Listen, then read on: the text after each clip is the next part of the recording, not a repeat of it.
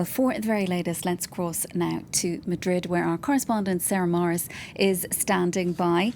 Sarah, firstly, Pedro Sanchez took a gamble by calling this election in the first place. The polls aren't looking too good for him, but is it possible that the risk he took might still pay off? Well, the socialists are certainly hoping that Pedro Sanchez's gamble could pay off.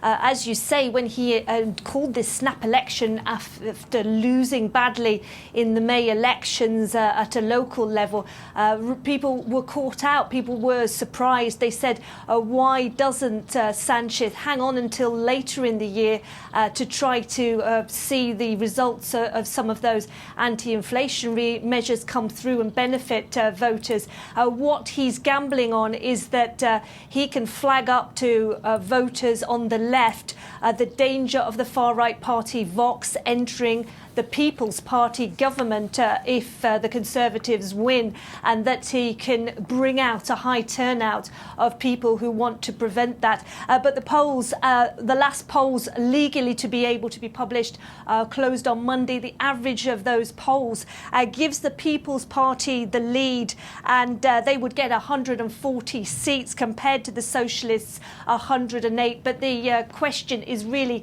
can they build allies? Because the magic number is 176 in that 350-seater parliament. And Pedro Sanchez's team, the Socialists, feel that it could all turn on 7 to 8 MPs across the country. They feel that if they can deny the People's Party and its right-wing ally Vox the absolute majority, they could still be in the game, because they have a whole series of allies that have supported the current socialist left-wing government in the parliament, and they could be persuaded to do so again. And Sarah, the election is, of course, taking place at the height of the summer holiday season. Just what kind of campaign has it been? It's been a very bad-tempered, unusual campaign in the sense that voters will have to wait at those polling stations on Sunday in 44 degrees of heat. A general election has never been held so late in the year.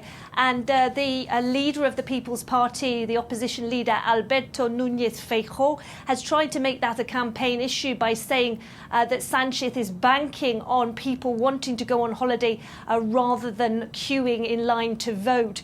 There's been a very high postal vote.